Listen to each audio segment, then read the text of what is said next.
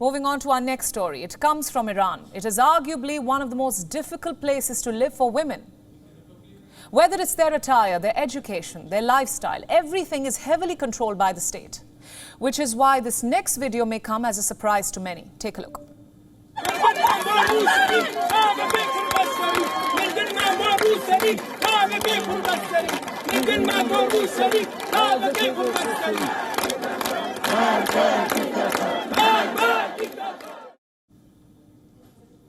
Those were scenes from Saqqez in northwestern Iran. Those women took off their headscarves in protests. They were chanting, "Death to the dictator." Now, this is no small feat by any means in Iran. This is a country where headscarves are mandatory. Taking them off is a punishable crime. So the question is, why are these women risking arrest? What explains this outpouring of grief? To answer that, we must rewind to last week. On Tuesday, Iran's moral policing brigade arrested a 22-year-old named Mahsa Amini. Her crime? Not wearing a headscarf. Eyewitnesses say the police beat her inside their van. The injuries pushed her into coma. And that same day, she was admitted to a hospital in northern Tehran. Doctors said she had no vital signs. And since then, the Iranian state has begun an elaborate cover-up. First, the police denied assaulting Amini. They said she suffered heart failure while in custody. And then the police statement was censored. It was removed from all social media platforms. Just one problem though, the people refused to give in.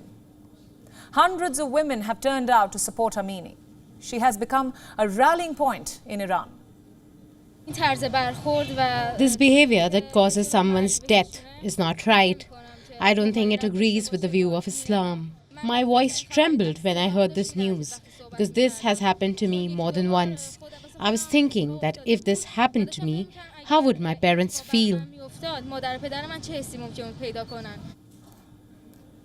Now let's be frank, this campaign isn't exactly new. Iranian women have consistently demanded to abolish the hijab law.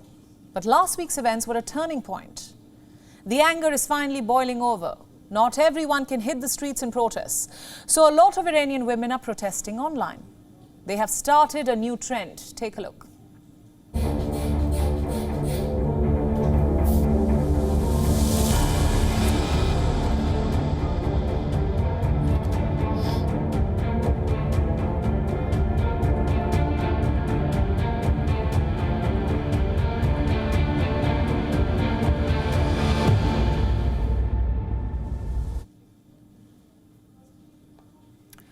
Authorities have taken notice of this anger. President Ibrahim Raisi has ordered an investigation into Amini's death. But looking at his track record, justice is unlikely, unfortunately. Raisi happens to be a vocal critic of the campaign against headscarves. He recently called it the corruption of Islamic society. Plus, right now, his priorities seem different. Let's tell you about them. Raisi is heading to New York. He will address the United Nations General Assembly later this week. And in New York, Raisi's priority is clear: to urge the international community to lift the sanctions on Iran, which brings us, of course, to the cause of those sanctions, the Iran nuclear deal. Twice this year, we thought a deal was close, first in March and then again last month. Yet, on both those occasions, nothing happened. The nuclear deal continues to be on life support.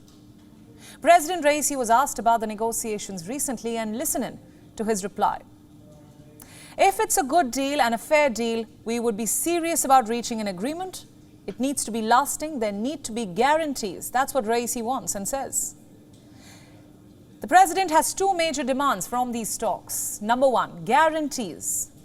In 2018, then US President Donald Trump withdrew from the nuclear deal. No consultations, no warnings.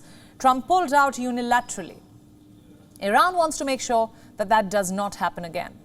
This time around, it wants legal promises or guarantees that the US will not unilaterally leave the deal. But the problem is Biden cannot do that. You see, the Iran nuclear deal is a political understanding. It is not a treaty or a convention. So technically, Biden cannot give a legal assurance. If his successor wants to leave the deal, he or she is free to do so. And if it's a Republican, chances are they will. Let's now tell you about demand number two. The UN atomic watchdog must drop all new investigations. Earlier this year, they found traces of uranium at undeclared sites. So naturally, they wanted to investigate. But Iran has refused to cooperate. They say all new investigations must be cancelled and only those permitted under the 2015 deal can now continue. Again, do you see the problem here? Biden cannot guarantee that.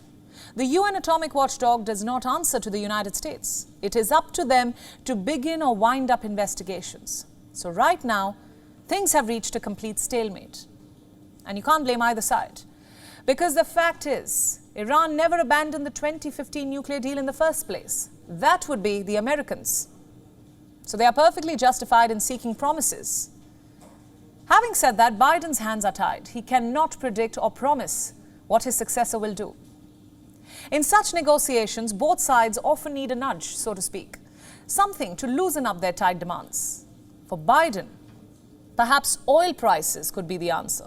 Let's assume crude prices continue to rise. What options does Biden have?